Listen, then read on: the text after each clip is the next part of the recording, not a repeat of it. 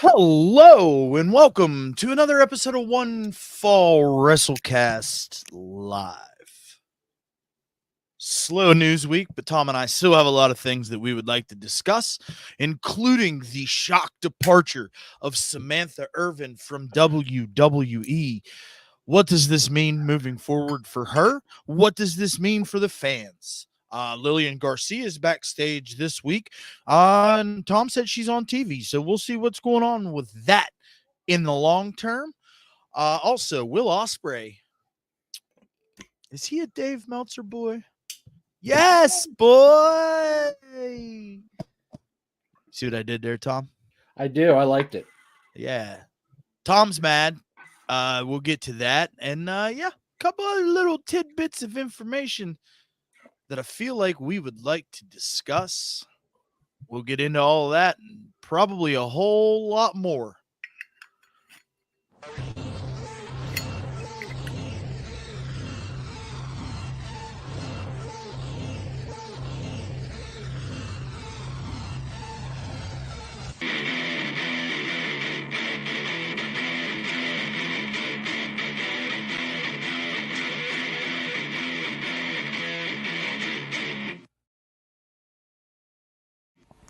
Welcome to the One Fall WrestleCast.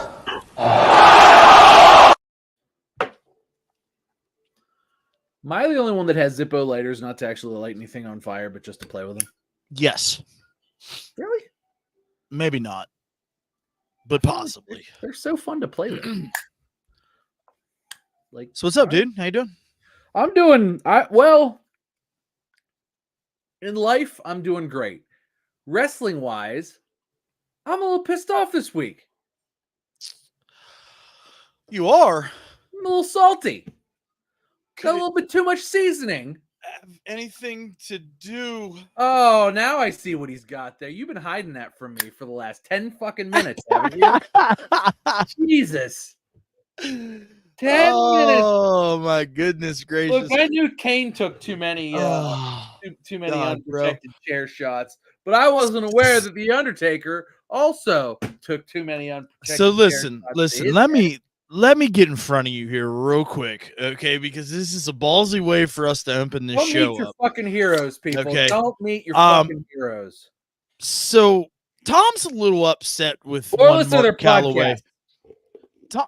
Tom's a little upset with one Mark Calloway, aka The Undertaker, because of a recent guest on. No, I'm mad at Mark on The Undertaker's podcast, and that would be Mark former and president and presidential candidate Donald Trump, WWE Hall of Famer, who, if you've been a friend of the show for the entirety of the show, you know that if you go to the archives, Tom has a lengthy, scathing video take on why Donald Trump should be removed from the WWE Hall of Fame. I'm upgrading that to Donald Trump should be removed from anywhere within my vision. It should be illegal for him to show up somewhere where I have to see his stupid fucking orange face. I can't wait to see. I might clip this just to get the train rolling. You know what I'm saying? You can handle yourself in today's internet climate. I've seen you do it. Absolutely. I love today's internet climate because I am much meaner and I give much less of a shit than 98% of the people on the internet. Well, and the other 2% diddled kids, so I'm one of a kind. Okay, whoa. Listen, bub. All right,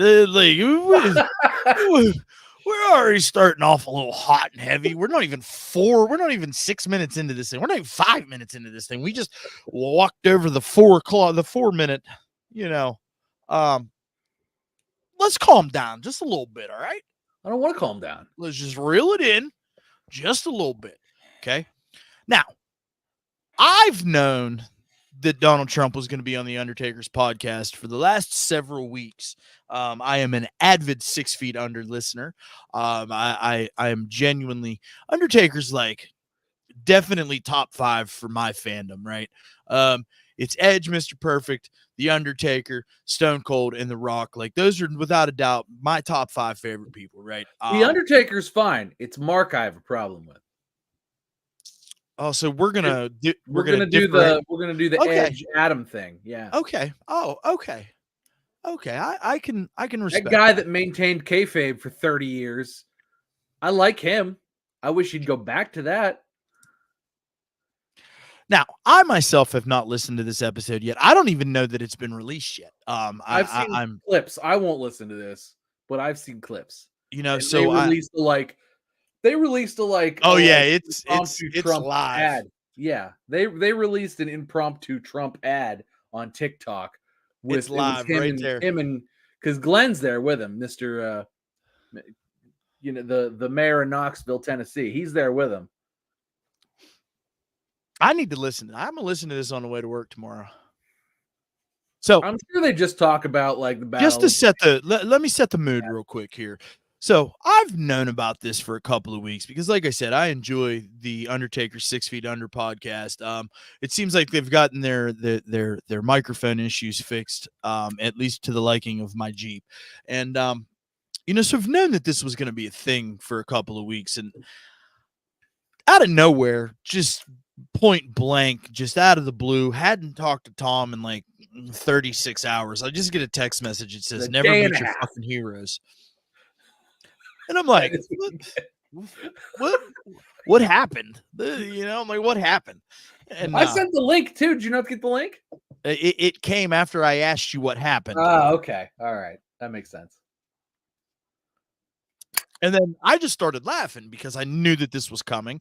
And I knew that eventually this would be a topic of conversation for Mr. Tom here. And I was not wrong. I actually was a little blindsided by it because I didn't know that the episode had released. So Tom's a little salty. Okay. Tom's a little sassy. I'm a little all seasoning mix is what I am. It's a little spicy. A little salty.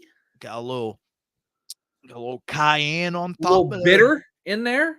So it's like a hot and tangy up in there. So I'm going to do my best to play devil's advocate here during Tom's. I'm assuming will probably be approximately a 12-minute rant. A scathing rant. I will do my best to referee this. Sometimes when I get involved, Tom gets a little angry with me, but I'm okay with that. So for you, the audience, I will do my best to pilot our way through Mr. Calloway and former President Trump's interaction in a way that maintains my journalistic integrity. Oh, shit. Tom, we're in trouble then now, aren't we? So, Tom, I understand where your problem lies, okay? But you had to understand that The Undertaker was a Republican, right? Absolutely. So I totally understand. And I'm gonna put this into perspective. I absolutely understand that The Undertaker is a Republican, and for he's a big old boy from Texas. I've given Glenn Jacobs a hard time too because of his. But I just felt like, and maybe this is naive of me. I felt like maybe. The Undertaker, clearly a well-traveled guy, right? More well-traveled than you or I combined, and everybody else we know combined. The guy's been around the world 10 times over a 35-plus year career.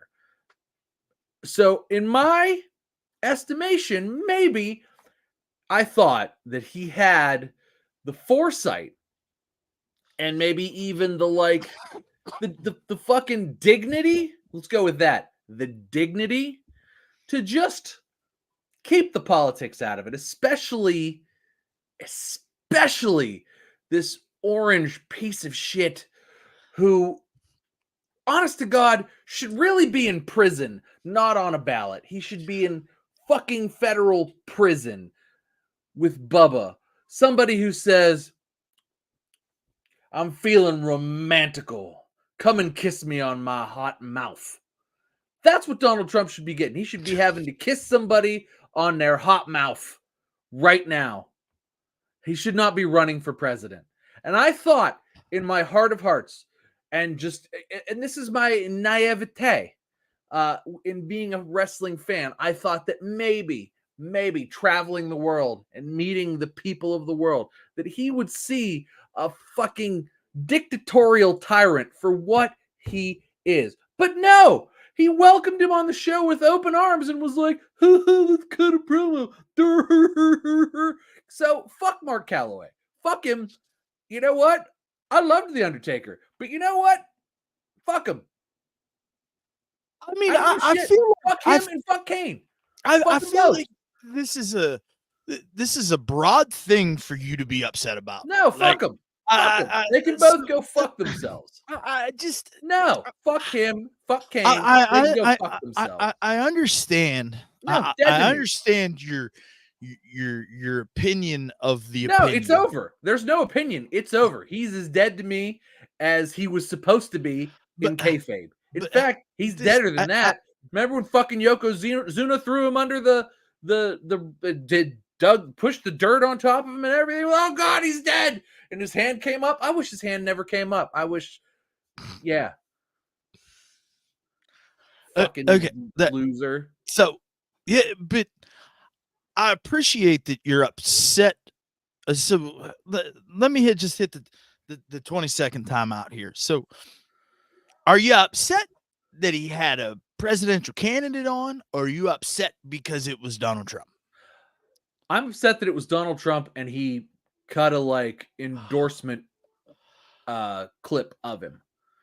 I understand why you would have Donald Trump on your podcast. Obviously, you want to put ears on it and you want to talk about his involvement in WWE. I'm certain that the podcast is mostly that, but I'm not going to listen to it because I will. I'll let you know what happens. I cannot give that shit the fucking time. You know what I'll do? I'll listen to it twice just so that they get 2 credits, one for me and one for you. Great. Tell me what they say, and you can tell me because you're gonna be blatantly honest with me. You're gonna be like, Tom, you don't want to listen to this podcast. I'm gonna tell you right now, if you listen to this, you're gonna hate it. You'll either shut it off or you're gonna listen to it. And then I'm not going to hear the end of it, so just don't listen to it. Yeah, but what happens if it's not as bad as you think it is? And the only way I'm going to listen to it. Would you listen to it? The only way I'm going to listen to it is if they give Donald Trump a double choke slam into hell. Well, I mean that's not going to happen. No, it's not, and that's why I'm not going to. So I'm just saying, can't we put our political bias aside? No. Would you listen to a podcast where they put Mussolini and Hitler on? If it was, yeah, I would. Okay, I probably would too, actually. But I'm also a fucking psychopath. So I mean, also in a historical contest, that would be like, what a wild piece of audio that would be. I mean, what do you think this is going to be? This is going to be a wild piece of audio. All right, I understand. I see what you're talking about. It's like the mind of a madman, right? Like I am enamored. No, here's the thing. It's not what it's going to be.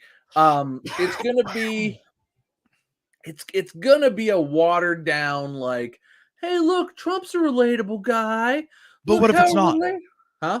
But what if it's not? Tell me if it's not. But I can almost guarantee there's going to be like 10%, hey, vote for me.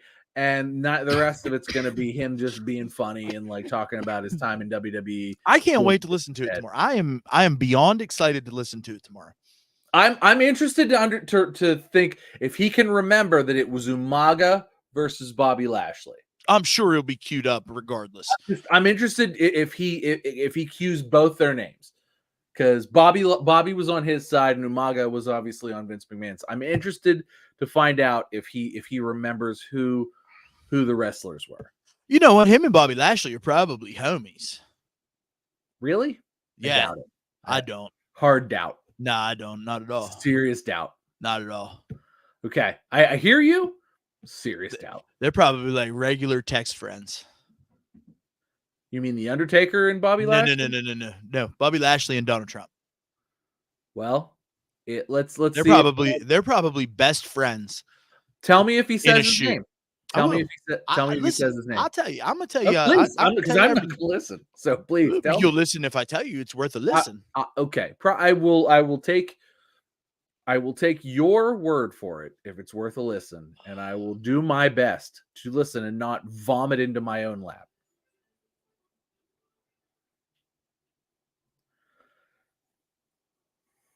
I'll do my best. That's all I can do, right? That's all you can do. Hey, listen. I had to put this fucking t-shirt on. I know you. Like, I'm I had to very put this glad you t-shirt hit on. it for me because you were like this whole time, and I was like, well, he's sitting close, and I didn't think anything of it, and then you leaned back, and I went, you fucking, I knew you did it. Oh, You saw me do it too. You saw my eyes go. I grabbed it out of the closet yesterday, actually, right to After I said, don't meet your fucking heroes. earlier in the day, Uh, and then I was like, I'm not gonna wear that.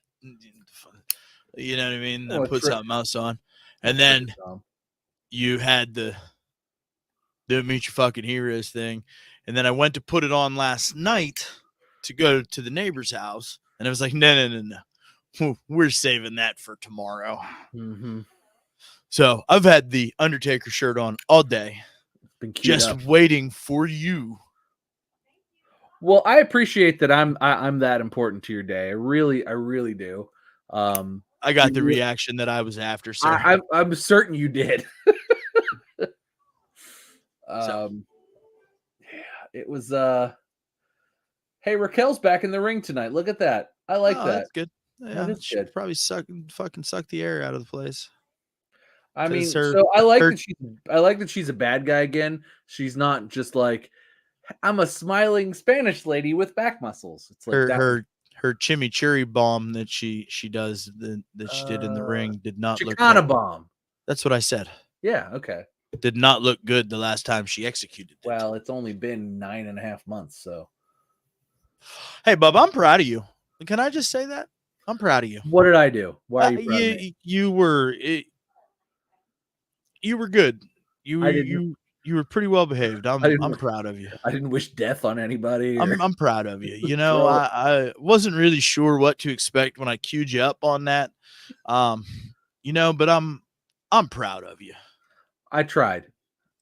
I'm genuinely proud of you. Had it been later in the show, I might have been a little more unhinged, but yeah, well, that's why I kind of. So keeping it moving. Speaking of the Undertaker, there's a possibility that he's going to be on the October 30th episode of NXT.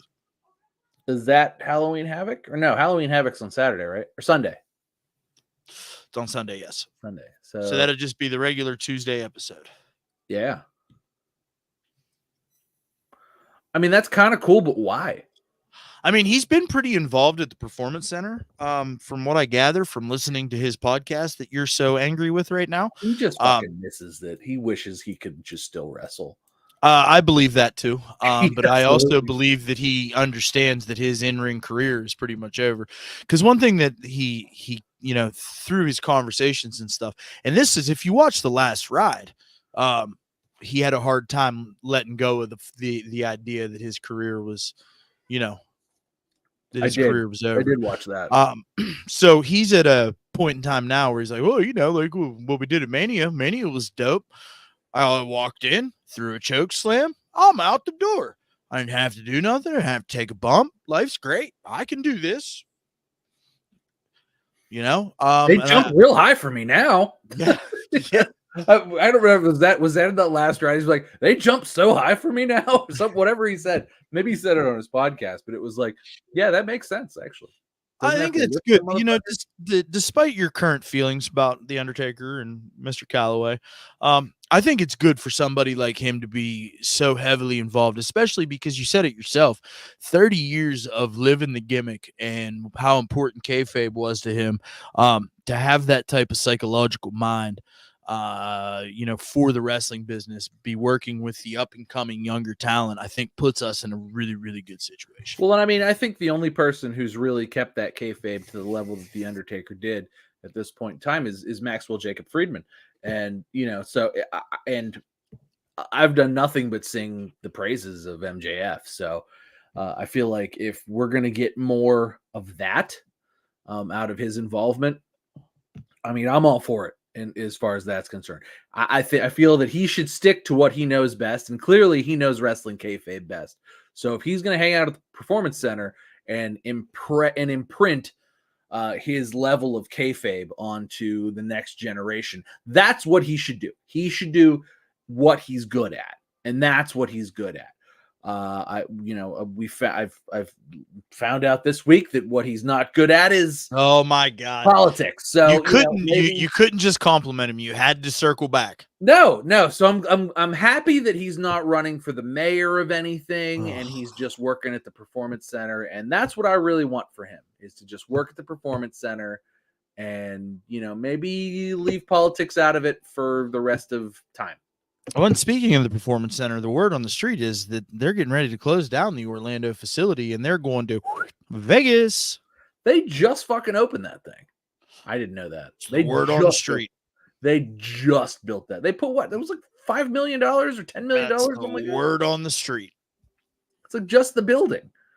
It's like one of the most expensive things anybody's ever spent money on. So Mickey Mouse gonna take it over? Is it gonna be just part of Disney World? This is Wrestling World, fuckers. Hey, I mean, it wouldn't be the first time that the ears owned a wrestling company. No, I guess it wouldn't be. Fuck, it wouldn't even be the second. Well, they could at least own a Performance Center, I suppose. Yeah. So I don't know what's going on with that. That's just the rumblings that I have heard. I've not done any research into that topic whatsoever at any point in time. Just going solely based off of what I heard. I mean, I'm sure they'd like to, because that's sort of where UFC is centered. So I'm sure they don't like doing the because they're going to sell Titan Towers too. So I'm sure they don't like doing the whole West Coast, East Coast, time change, jump constantly like that. That sucks.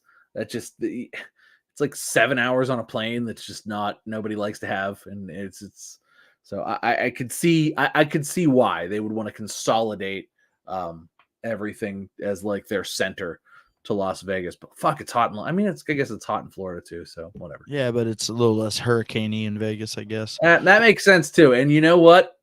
Now that you say that, I'm like, I bet they lost time for the hurricane. That's why it's like, hey, you know what? If we go to Vegas, there's no hurricanes ever. There's fucking nothing. There's no rain. It's a desert. Yeah. We got air conditioning. We'll be fine. Yeah. So, something that you love to talk about is Brock Lesnar.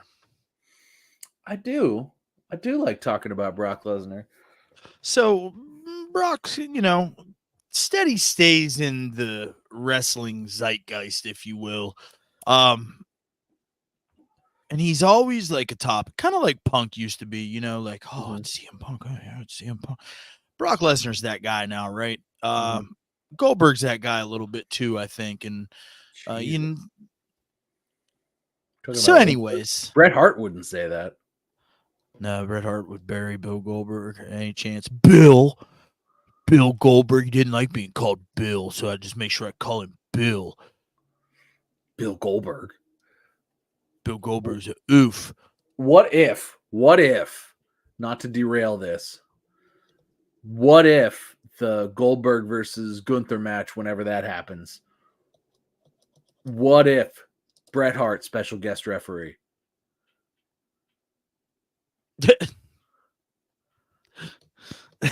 I mean, there's no way.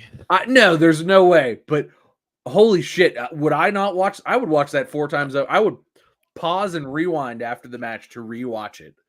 And whatever happened next, I'm like, I'll watch that later. We're gonna rewatch this. I think Brett trying to get up and down for a count would be worse than Earl Hebner, though. Yeah, I mean, at this point, but I don't know. I saw him referee a match not too long ago. Maybe it was it Flair's last match that he was? No, he was there. He was in the crowd, but he wasn't a ref. I thought he refereed Flair's last match. He was just in the crowd. He hugged him on the way out, but he was not the referee. Are you sure? I am 100% sure. But I would watch, oh my God, Goldberg versus Gunther, special guest referee. You think it's going to happen? Or special guest referee Bret Hart. Do I think that's going to happen? No, probably not. But they just set it up so that it could happen. Well, now he's got to fight Cody at Blood Money, which is that this Saturday or next Saturday? The following Saturday. It's next Saturday. Okay. Still, Blood Money. It's a glorified house show. That's Oh why my they're God, setting it here up like you this. go. Oh, Listen, we got the crown jewel title here. I'm gonna be the first ever crown jewel. Look at all the diamond studs in this thing. Yeah, it looks just as stupid as this fucking show does. God.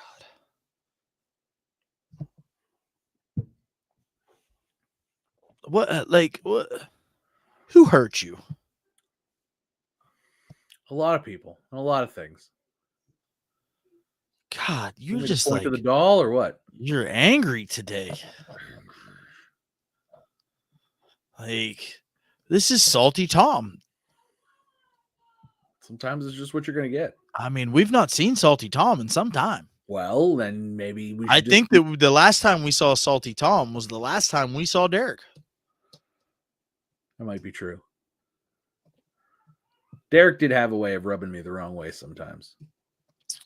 Yeah, but you came in that day as Salty Tom. I probably did. Yeah. Were we also talking about Donald Trump for some reason? I don't remember, but I do remember. Well, they've been Man. shooting at him lately, so it's like not as bad for me. They shooting. I made you look. Anyway. Manny man. Man. Wish death upon me. 50 Cent's living his best life right now. Yeah, he is. Yeah, he is. He about to make a buttload of money on this Diddy project that he's fucking putting out too. I bet Buttload. It's probably he is, but like if they asked him to do it for free, he'd have done it for free, I think. Like he's gonna make money, but I feel like he's gonna make money having the most fun he's ever had. He's already having the most fun he's ever had in his life. He is just watching karma punch Diddy in the face, and he is just like he goes to bed every night and he's like, "Thank you, God, for letting me be your favorite of all time ever. Please just keep punching Diddy in the face. Oh my God, God, this is the absolute best thing that you could have ever done for me. Thank you. Oh my God, God. Oh my God, you. God. Oh my you. Oh my you." He is having the best time he could ever be having in the history of people having time. Like he's gonna go down as like who had the best time of all time? The answer to that question is 50 Cent. I would disagree. I think that Brock Lesnar is having the best time of times too up in there in Saskatchewan, hunting them big elks and those big elks. He's definitely having a good time. He's not working either, despite the fact that he just randomly popped up on the WWE active roster page on the old That means he's getting a paycheck, WWE.com right? a couple weeks ago. That means he's getting a paycheck, right? Yeah, I believe so. But I mean, Becky Lynch is still in the active roster, and she's very much a free agent. Is she though? Yeah, I mean, there is that, right? So anyways, PW Insider has reported that there are 0 discussions between WWE and Brock Lesnar currently going on. Okay. He remains off the board, and any mentions of him on commentary are just to accentuate the current stories, nothing more. Oh, okay. Yeah, I don't believe that at all. Like, Yeah, because we can't lie to the dirt sheets. His name's been mentioned on lies. commentary. It's been mentioned in fucking in-ring promos. He's been heavily implied in in-ring promos. He's on the website as an active wrestler, where he was not. I mean, Royal Rumble, bro. Like, it's the writing's on the wall for him to just show up at the Rumble and start. Yeah, look, that would pop me so hard. Gunther, Brock Lesnar, WrestleMania, boom. Not only that, like just getting to watch Brock throw people is one of my absolute favorite things in wrestling. Like, don't get me wrong, like they've also been catering to me when they were just like, hey, can Braun Strowman and Bronson Reed just big man smash each other every Monday for the next 4 weeks? Hey man, that turned Bronson Reed into a big deal. Sure did. And he opened the show, and Seth Rollins called him out. And they had a In big a fucking fight, program with Seth Rollins. big fight, and a big pull apart. It really, I mean, shit, I'm into it. Oh, and when they did the thing, and Seth stomped his head into the steps. Oh man, was that cool? Like all of that's been so cool. Like I'm just that to me is like that is top tier pro wrestling to me. Like the just like huge men, just like guys that are bigger than any person you've ever met in real life, just fucking smashing each other. And then like out pops Seth Rollins. It's like, oh, there's your head, and there's the steel steps. Stomp. Love. Oh my God. It's like you ever like jump up and cheer still for wrestling? Because I do sometimes. And that was like, wah! Loved it. Hey, Tom, are you playing with my butthole? I don't understand what that's not a sentence. I don't think that's a sentence either. I'm sorry. Hey, are you a loser? Because I'm pretty sure that I'm not a loser. What are you guys playing buttholes so losers go back? What? We're no. Oh, here we go. It's weird out loud. What's weird out loud? I don't know. I don't know what's weird. I mean, I'm loud. I'm sorry. Please, you're welcome. We're welcome. We welcome communication and criticism in the middle of the show, but like, please try some coherence, please. Yeah, if you could be coherent. Hey, thanks for you want to hit the thumbs up button while you're here too. Up if you like what we're doing. Subscribe too. We do this all the time. Please say it out loud. Say what out loud? I don't know. I don't know, but I'm the dumb one. You're the dumb one? I'm the dumb one. What are we saying out? What the fuck is happening here? Okay, good. She's subscribing. Yeah. Because we the ones. I'm confused. Thanks for the subscription. I get. I don't. I'm confused, but thank you. Yeah, cool. Keep listening. We're here for you. Yeah, absolutely. Yeah. What? What are we not here for? No, she just said no. You're not. So we're not here for her. I mean, I thought we were. I'm here for everybody. Oh, I mean, I'm here to have a good time. I don't know what. This is an hour that I don't have to listen to my smoking hot wife yell at me. She doesn't yell at me. Well, no. I mean, she doesn't come hang out with me either, so that's fine. No, you're not. I'm not the one. I disagree. I wholeheartedly disagree. I totally disagree. I mean, maybe I'm the one. I think Walt and I are both. I'm the one. Okay, it's just Walt. Okay, Walt, that's fine. You know what? I can play second fiddle to Walt because I like. Yeah, I mean, yeah, that's fine. Yeah. It's fine. Yeah, that's good. It's good. It would be all right the other way around. I mean, it is what it is. Like I'm happy. I mean, especially if we're talking about buttholes, right? I'm confused in general. Does that mean you have a better butthole than me? I'm confused. Now she said she's just joking. You guys are awesome and funny, and wants us to have a good day. Hey, thanks. We appreciate awesome and funny. Thank you. Yeah, I mean, we appreciate you. Fuck, man, you know what I mean? Like I'm just here hanging out. You coming to hang out? You're welcome to stay. See? Great. But I did say the butthole part. Oh, okay. We already. Look, I eat too many spicy things. Nobody wants to deal with my butthole. Yeah, right? No. Listen, I know that it doesn't. My girlfriend too. While we were at, I know that it doesn't look it. I know that it doesn't look it, but like, I'm a big boy. Again, like I'm a big boy. No. I've never seen. For the record, I've never seen Walt's butthole, and I don't know what just happened here, but like I'm glad. Like I'm happy it happened. This was a great conversation. I appreciate you being here. I genuinely appreciate you being here. I don't know. Oh, here comes American Made. I'm kind of miffed an American made because they never finished off the Otis Chad Gable feud. Like we never got to like. Why does he wear a T-shirt that says "Free Otis"? I don't understand what any of that is. What are we freeing Otis for? I don't know. That's the I thing. thought he was free. I felt like I feel like I missed something too. I feel like that whole stable of Chooches is about to get released.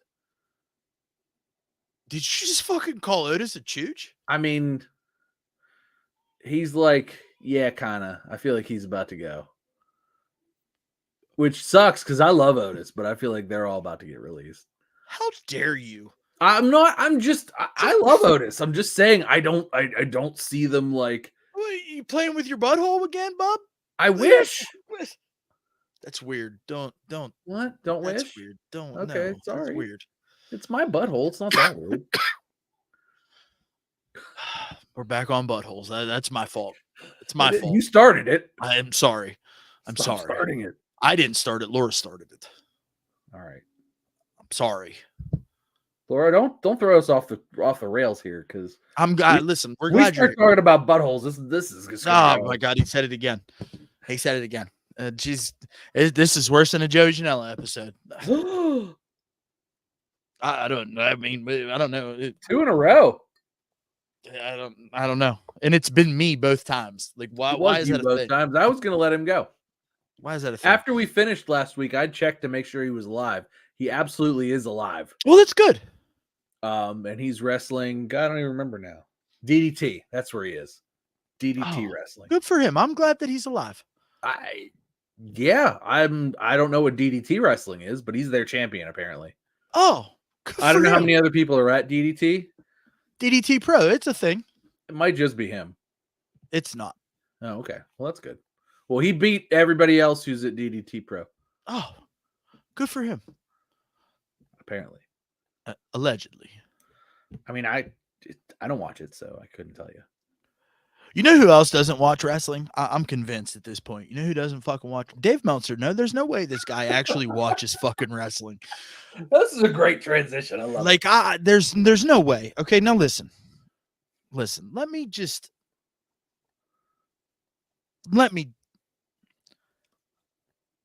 I'm the first guy to come in here and talk about AEW's over-the-top athleticism and the way that the matches, are fun from the standpoint of, getting to see the actual wrestling match, and those things and whatever. But like a very alarming stat came out this week, that since 2016, Will Ospreay has like 46 5-star or higher matches in the Wrestling Observer newsletter. That's a lot. Now, it is a lot. And you know what? We were in here last week. We put Will Ospreay over about what a top-notch performer he is, how we were excited that we got to watch him. We got to be in his space for 30 minutes. We were over the moon about Will Ospreay. We got to see him do his thing against Ricochet doing his thing, and they're two guys that do the best thing like that. And I think that Tom and I show Will Ospreay the respect that he deserves. Generally. 43 or 46 since 2016, 5-star matches or better. Seems like an awful lot when CM Punk, Kurt Angle, and who was the other one on the list? I want to say maybe it was The Undertaker. That could be wrong. Only have 3 combined. It was Shawn Michaels. That's who it was. Shawn has 2, doesn't he? They had 3 combined. I think Shawn has 2. Well, I know for a fact CM Punk has 1. Yeah. And I know for a fact that Kurt Angle has absolutely zero. Yeah, so Shawn's got 2.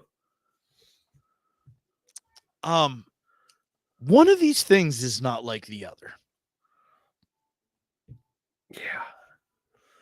I mean, look, I like Will Ospreay. I really do. When you hear that, like that's cool. At no point am I like, oh, this isn't cool. It's going to be cool.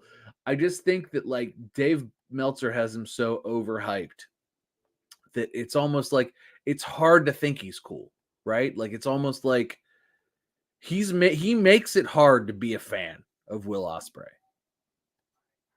at this point, right? Like it's too much. Would you say 46? Was it 46 matches? 46. I'm gonna go with 46. It's like 46. That's just too much. That's a lot.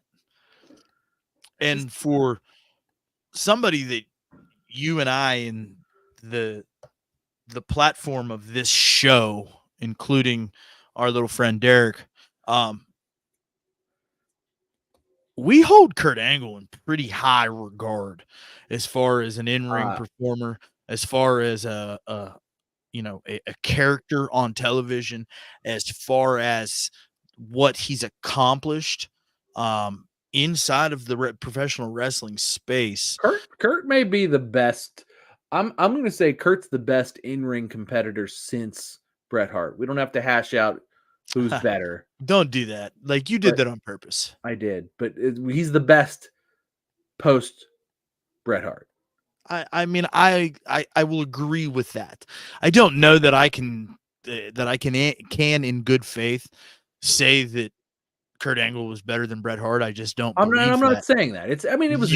But we had a whole episode about this a couple of years ago, and you guys were very Kurt Angle, and I was very Bret Hart, and then friend of the show Pat Martin split the vote, and I lost. But I'm just saying, and I think it's different times and what have you. But I'm gonna say that I think that the level of superstar that Kurt Angle was, and just the draw, and I think that's an important thing to point out as well. And I'm not saying Will Ospreay is not a draw; he certainly is.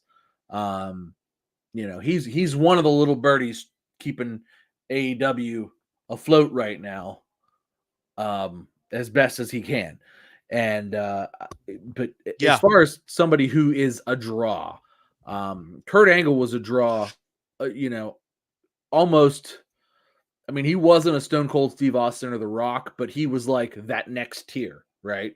He was that next step. He was like the guy you want to be fighting Stone Cold Steve Austin or The Rock. He was that level of draw. Is Will Ospreay that draw? I don't think so. And then Kurt's work with everybody in TNA, Kurt, yeah, Kurt's work in TNA is so like it's still Drew, which is the Undertaker called him Kurt on his podcast a couple of weeks ago. Jesus, on Kurt's podcast? No. Okay. On the Undertaker's podcast. Was Kurt there? No. Okay.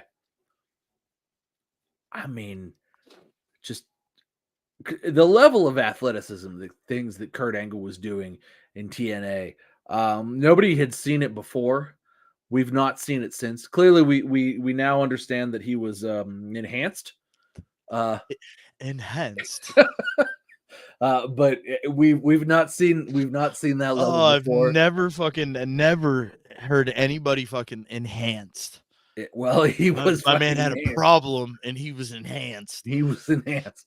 I mean, look, it men cannot straighten his legs now, so it was not like he wasn't putting that. That man was fucking like doing things that you just. He would flip off of he would moonsault off of stuff, land on his feet, and go wow at the camera, it was it was fucking terrifying. Everybody was dead. Kurt was like superhuman. He came out recently and said that he felt like his last WWE run was a punishment, like he was being punished. I mean, I'm just glad they didn't have to help somebody. Somebody didn't have to help him out there. I'm talking about like this one just like a couple years ago. Yeah, the one where he retired, like Baron Corbin retired him. Yeah. I don't feel like that at all, though. Like, I mean, and maybe he does, and maybe there's a lot of that has to do, I think, with the vibe backstage too, and That's fair. and obviously we can't speak to that, but I feel like he got to kind of go out on his, he got to wrestle Chad Gable on his way out. He got to wrestle a bunch of people actually. Didn't he get to do a match with Chris Jericho too? Yeah. Or maybe that was before. Maybe that was before. No, that was before. Yeah. But no, I mean he got to do a bunch of stuff. He definitely got to wrestle Chad Gable, got to wrestle Shelton Benjamin. Just got to wrestle like top tier guys, really. Guys who were I feel like they really put him in the ring with guys who were very like Kurt Angle-esque type wrestlers.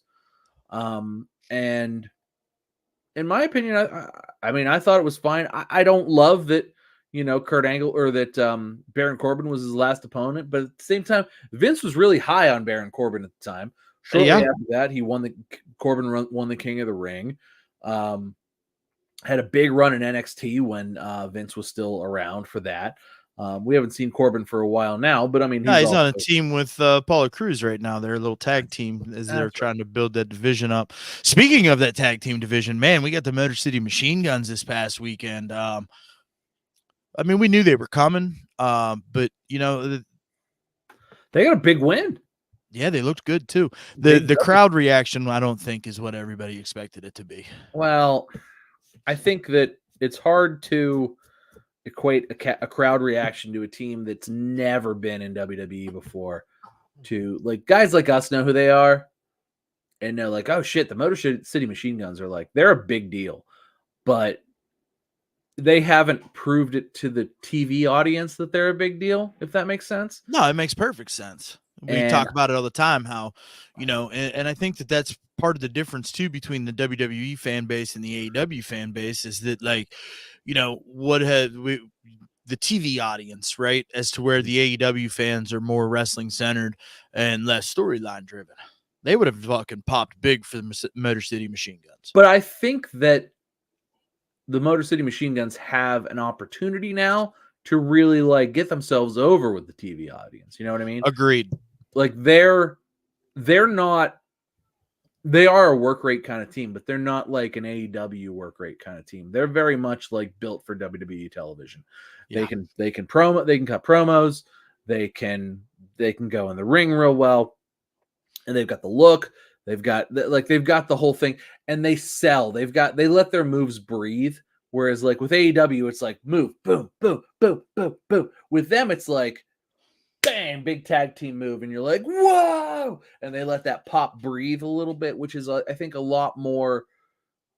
It's a lot more built for television. You know what I mean? It's like you got to let the crowd go, whoa, when you see something. Whoa! Big.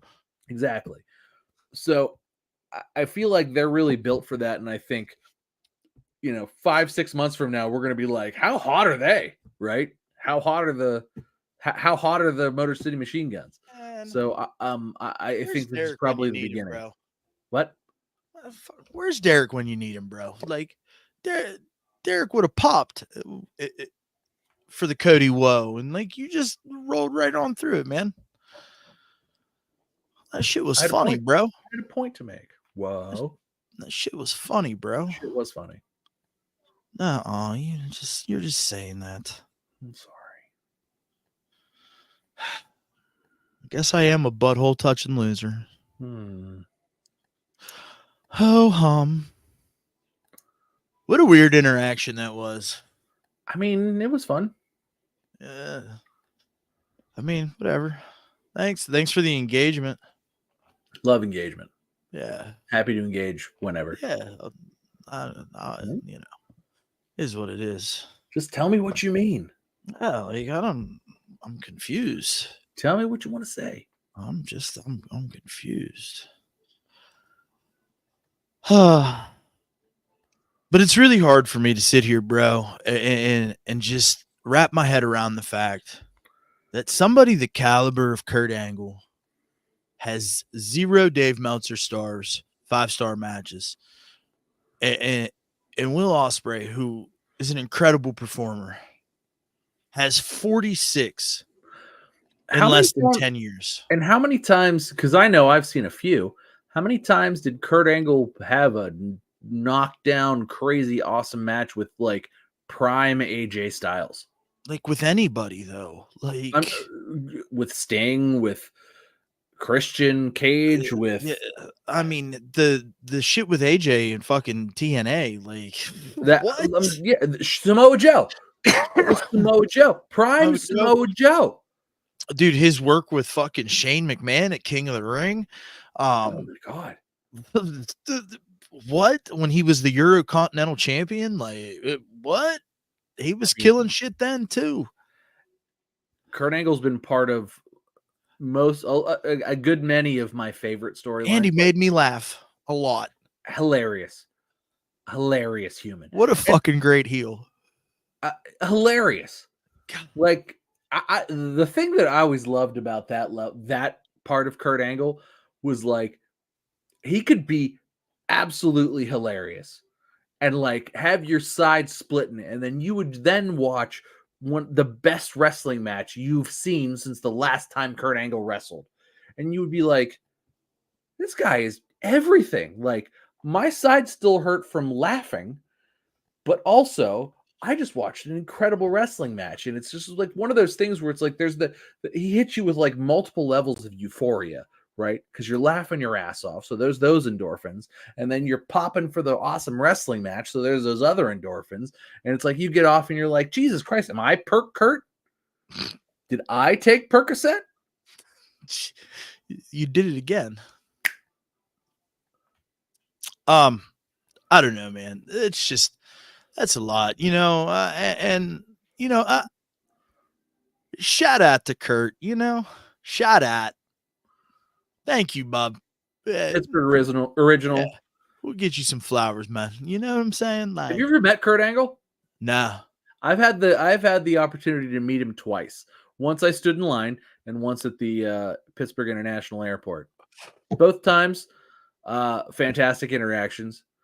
They were both just sort of like when you wait in line to meet him at like a fucking hotel ballroom or whatever. So can I interrupt you? And I think that this is pertinent to your story. I had an opportunity to meet Kurt Angle. At one point in time, it was at the Pittsburgh Kumite Classic, which is a giant like MMA convention, so to speak, right? In Pittsburgh, it's like a giant karate tournament, but there's like Brazilian Jiu-Jitsu and karate and mixed martial arts and like all of these like exhibitions and stuff. And he was at the Kumite Classic. And this was prime Kurt. Prime Perk Kurt. And it's like, I'm good. Like, I'm good. He just did not look approachable at all. And his line showed that. I met him when he was still in WWE. And I want to say he still had hair the first time. The second time I met him was 12-ish years ago. We were going on vacation. We were in Disney. We were in the airport. I don't even remember where we were going. But we were in the airport, and like he was in the airport, and he was just like, we were both waiting in line, and I looked up and I was like, oh man, I'm a big fan. I just shook his hand. I was like, I met you when I was a kid. Huge fan. Nice to see you again. He said, oh, thank you very much. We shook hands, went on about our day. I met him in line, like buying a sandwich at the airport. But it's one of those things where it's just like the guy who's from Pittsburgh, and one of my favorite live Kurt memories is being in Pittsburgh when at the show up in the fucking nosebleeds when he won his first world title at the Civic Arena of all places. So getting to see Kurt win his first world title, and I told him this the first time I met him because it was after that. Saw you win your first world title. Huge fan. Awesome guy. Big fan. And you really ought to, really a great Pittsburgh star. What a hero. While Walt's on the phone. Yeah, that's great. Yeah, thanks. Hey, what's up? Kurt call you? No, it was actually Nicholas and Matthew. Oh, They Nicholas just and wanted to follow up with me from last week about Oh, some good for them. creative things that we talked about in the airport. Tell them stop being chooches on TV. Well, I mean, I'm working on it, Bub. Okay. But they're pretty dead set on doing what they're doing right now, and Mm-hmm. I mean, who am I to argue with the greatest tag team in the history of AEW? I just appreciate that they're willing to listen to what I have to say. In all retrospect, who else really would be on that list of the greatest tag teams in the history of AEW? The Lucha Bros. Who are right now in AEW contract jail? Yes. Okay. FTR? Who? Can I just say, you thought their WWE run was bad? Their AEW run has been fucking abysmal. No. Okay. No. Fucking When they first came in, okay, for a minute they were a shiny toy for a minute. Like they were on point with the especially during COVID when they came in the 66 Chevy truck, all blacked out. Oh, they were fucking badass. Then they went on a fucking 7-game series with the Bucks for the titles. Come on, bro, get out of here. Right, but what have they done since then? I mean, nothing, because Cash Wheeler's a member of the Bang Bang Gang. Remember? Bang Bang, but he's not. Allegedly. Settled out of court. All right, Tom, I think that we've done enough tiptoeing around the worst part of our day.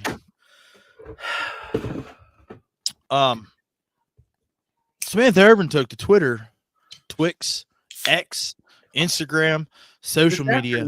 I don't fucking know. To announce that her time with WWE had come to an end. Yep. What the fuck? I'm heartbroken. I don't feel good. I'm heartbroken. I'm pretty sure we just defended her to some chooch in the media last week. I had the unfortunate task of telling Ashley. She was upset about it. I'm still upset about it. I'm incredibly sad. And I think that Samantha Irvin is the best living wrestling announcer, period. I think that she is, in my opinion, she's the greatest of all time. But I would settle for best living wrestling announcer of all time. I would settle. I see you with the back pedal on the bullshit that we talked about this bullshit a couple of weeks ago. We did, because you were like, "What about Howard Finkel?" All right, I see you with the back pedal. All right, and I'll allow it. Please continue. I'm not trying to. I'm sad. I'm trying not to disparage the dead, and I'm trying to mourn the loss, because while I appreciate that Lillian Garcia has come back to take her spot, and I do I am a fan of Lillian Garcia. I really am. So that has softened the blow 5%. Ashley says it has not, but for me, it's softened the blow 5%. And I feel like, man, was she so good. I just looked forward to her calling, it's like watching Raw with her on it. Watching Raw was better, so much better, because she was there and because she was the one introducing everybody. I just feel like she was so good that she's going to create a void that I don't think that I'm going to get over any time soon. Really big fan of Samantha Irvin. I wish her 100% the best. I hope she goes to something. I hope she's just you know what? You know what? You know what? Nah. You know what? No. No? No. Fuck her.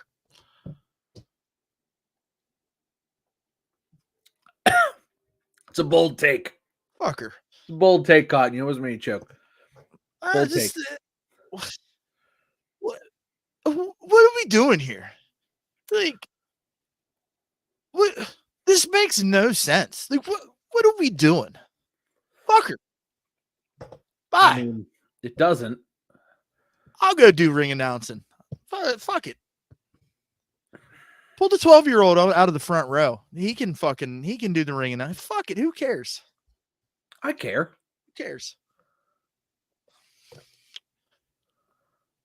Overrated, anyways, man. You don't. Oh my god, you make me so mad I could spit. Why you do this to me? Why you do this? Why do what? Fuck her. Make me mad. Man, she don't want to be wanted. We don't want her. You know what I'm saying? I do want her. I want her in I want her in WWE. I want her to call them. You know what? So do I. So do I. But fuck her. She doesn't want to be wanted. Fuck her. Bye. See you later. This is a stage of grief. Honestly, anger's a stage of grief. Walt. You know that? Hey, just take a hike. It's fine. All right. It's fine. We don't need her. Lillian's back. We don't need her. All right. Well, anger's the NXT chick that's doing SmackDown now. She did the Chelsea Green just fine on Friday. She really did, actually. But Lillian's back. Who cares? Whatever. You don't want to be wanted. We don't want you. Bye. Anger is one of the stages of grief. Bye. Really Just go. I heard GCW needs a ring announcer. He'll give you a bag of popcorn and $10 in store credit. Oh, my soul. Bye. See you later. Store. It's good. Bye. Uh-oh. All hail Lillian Garcia. You know what I'm saying? It's good. It's good. Whatever. Whatever. It's just me-use. Bullshit, bro. I'm not going to sit here and cry over spilled milk. Okay?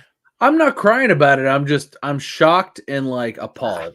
Right? Shock and appalled. I'm shocked and appalled. Who cares? I care. Hashtag hot take. Who cares?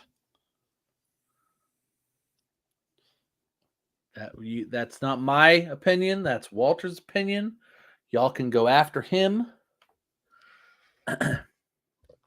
Bye. I hate it. I fucking hate it. I still hate it.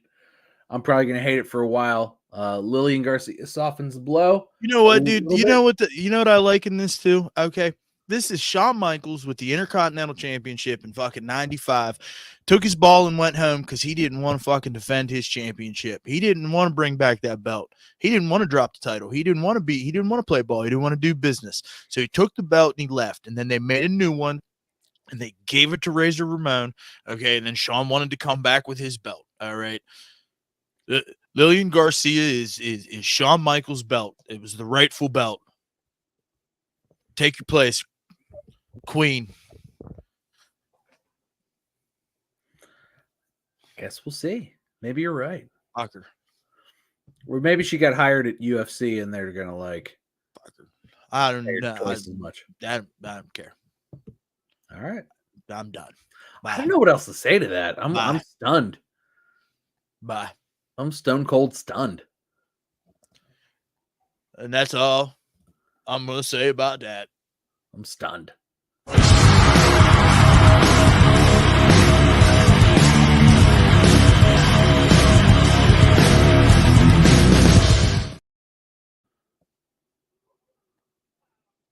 Are you too stunned to deliver a match of the week?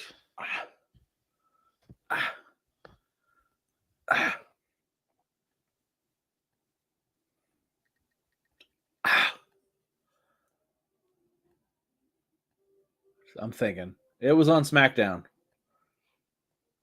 Hold on. Pause.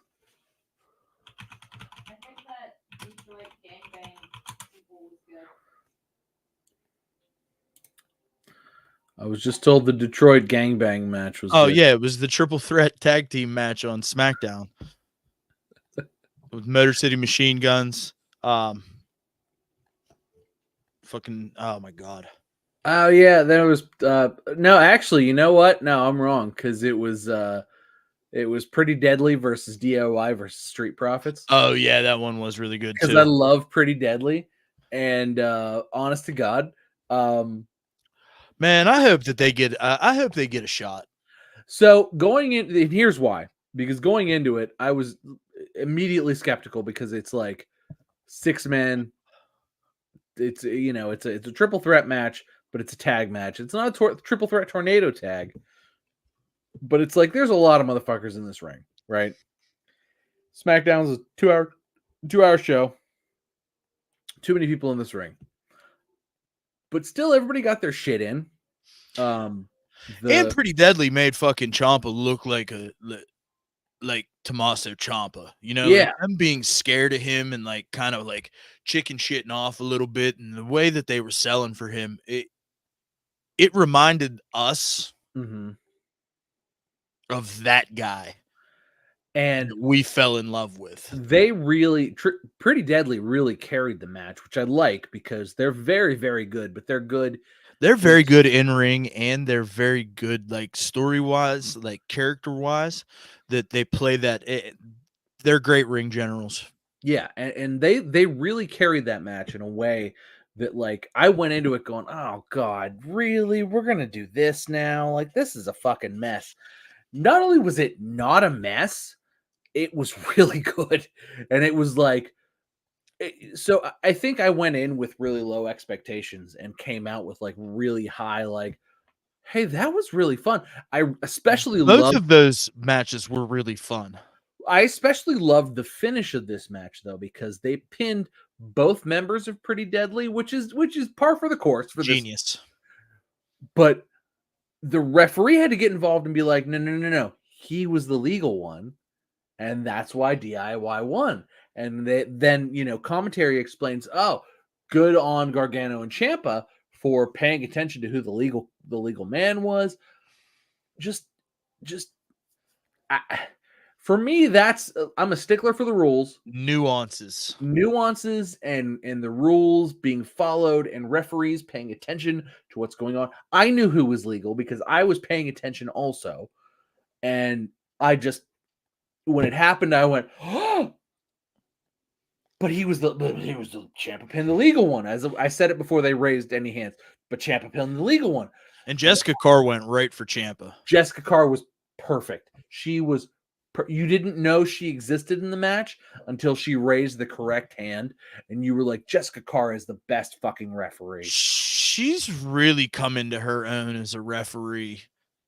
She's like recent months, like the last 6 to 8 months. She is so invisible until you need to see her, which is just exactly what a referee. It's like, do you know what else I like? I like that we're getting the referees' names again. Do you remember, like, okay, so in the SmackDown versus Raw, the PS2 video game era, referees didn't exist until they were important. Like, they disappear and reappear in the game. That's how I feel Jessica Carr works in the ring. She disappears, and then when it's, like, time for somebody to count or, like, somebody needs to enforce a rule, she, like, reappears. She is so good in that. And, like, there were already 6 men in that match, and then a 7th person, and all 7 people in that match were perfect. So that's my match of the week. I agree wholeheartedly. I thought both of those tag team trio matches were a lot of fucking fun. I thought they were both well done. I'm excited to see DIY. And they should have been train wrecks, right? Like they could have both. Yeah, they both should have been train wrecks, because usually this type of environment in a tag setting is a train wreck. Absolutely. We've only seen it done well a handful of times. I'll say the Hardys, Edge and Christian, and the Dudleys, they were masterful at these types of matches. But it takes like legendary teams to get that right.